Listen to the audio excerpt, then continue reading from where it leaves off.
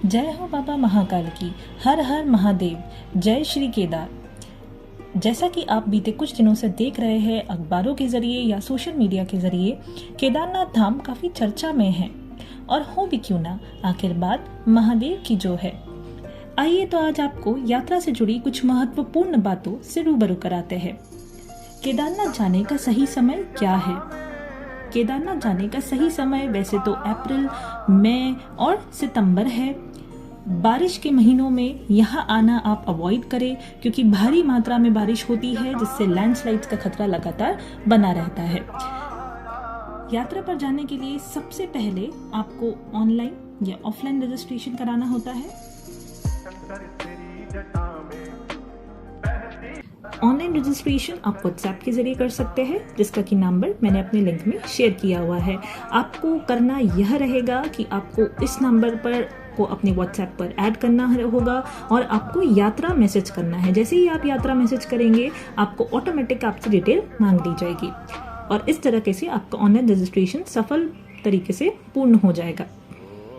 तो भाई, रजिस्ट्रेशन करने के बाद हमारे महादेव से मिलने के लिए जो अगला पड़ाव है वो यह है कि सबसे पहले आपको हरिद्वार या ऋषिकेश जाना रहेगा। यहाँ से आपको सोनप्रयाग के लिए बसेस, वैन, जिप्सी या आप प्राइवेट कार कहिए, मिल जाएगी। मैं गई थी ऋषिकेश से और तड़के 5 बजे यहाँ बसेस लग जाती है। आप कोशिश यही करें कि आप सुबह ही निकल जाए। इसका कारण यह है कि अगर आप सुबह जल्दी निकल जाएंगे तो आप सोनप्रयाग टाइम से पहुंच जाएंगे। एक और बात मैं बता दूं भक्तों आपको कि यहाँ पर जो बसेस होती है इनका एक तय समय होता है, जिसके बाद ये निकलती नहीं है, क्योंकि मार्ग बहुत ही संकीर्ण है और बहुत ही दुर्लभ है।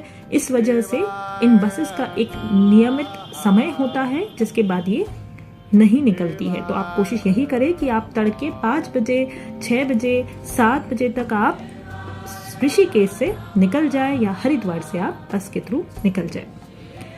10 से 11 घंटे का सफर रहेगा ऋषिकेश से सोनप्रयाग तक का, और पूरे मार्ग में आप प्रकृति के सौंदर्य को निहारते हुए जाएंगे।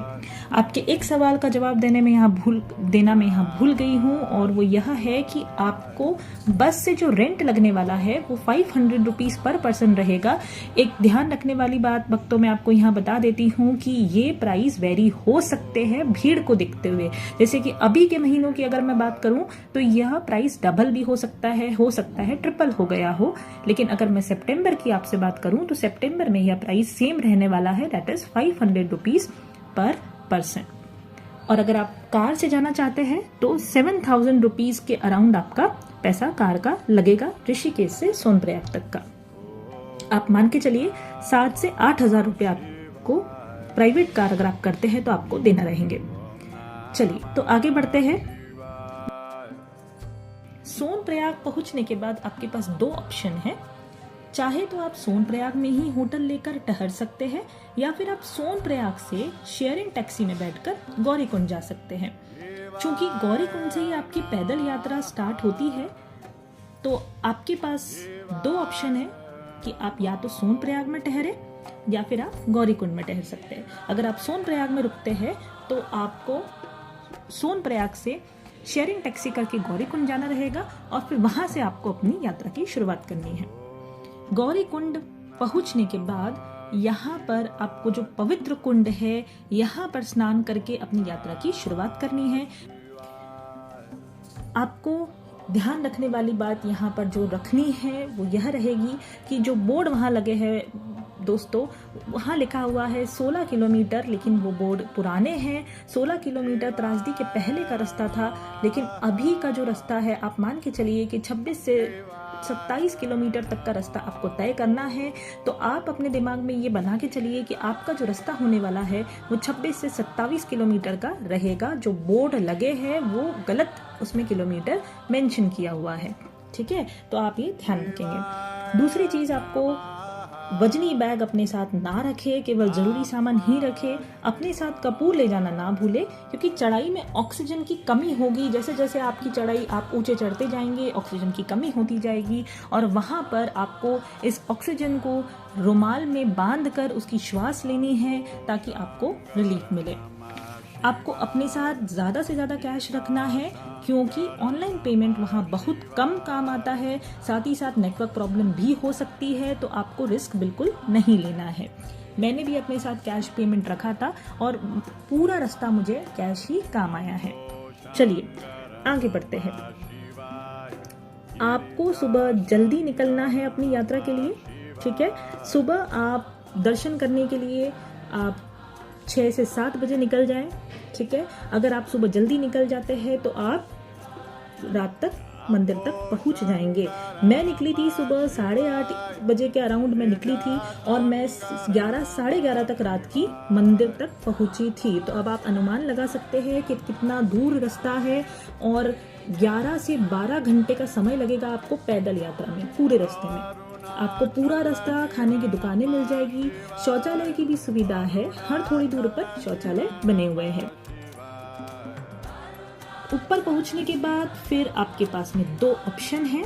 या तो आप मंदिर से 1 किलोमीटर दूर तंबू में ठहर सकते हैं या होटल में ठहर सकते हैं, या फिर मंदिर के ही पास बनी होटल या तंबू में रुक सकते हैं। अब तंबू का जो रेंट आने वाला है वो 200 से लेकर 800 रुपए तक का होता है। अब ये आपके ऊपर डिपेंड करता है कि आपको कैसी क्वालिटी का चाहिए, कैसे में रहना है, ये आपके ऊपर है पूरी तरीके से।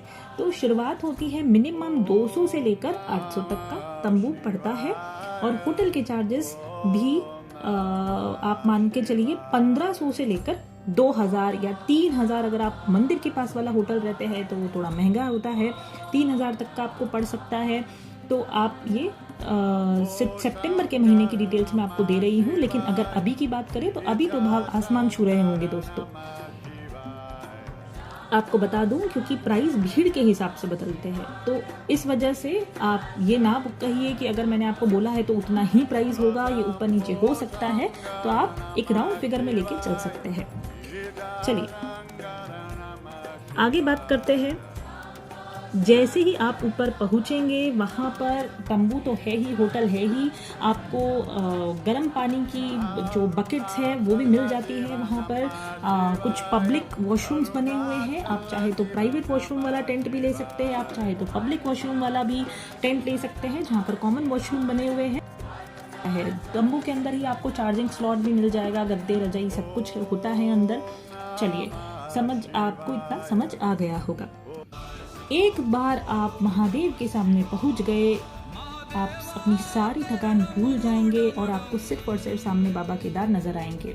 सुंदर दर्शन प्राप्त हो जाए, सुविधाजनक प्राप्त हो जाए, तो आप कोशिश ये करें कि आप तड़के सुबह दर्शन के लिए निकल जाए, क्योंकि अगर आप थोड़ा भी लेट करेंगे तो वहाँ पर मंदिर के सामने 1 किलोमीटर 2 किलोमीटर लंबी लाइन लग जाती है दोस्तों, और हो सकता है आपको मुश्किलों का सामना करना पड़े, धक्का मुक्की में आपके दर्शन हो।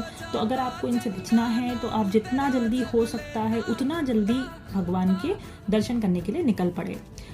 आप चाहे तो गर्भगृह के अंदर भी जा सकते हैं, इसके लिए मंदिर समिति के वहाँ पर पोर्टल्स बने हुए हैं, उसका एक पर्टिकुलर चार्ज देना होता है।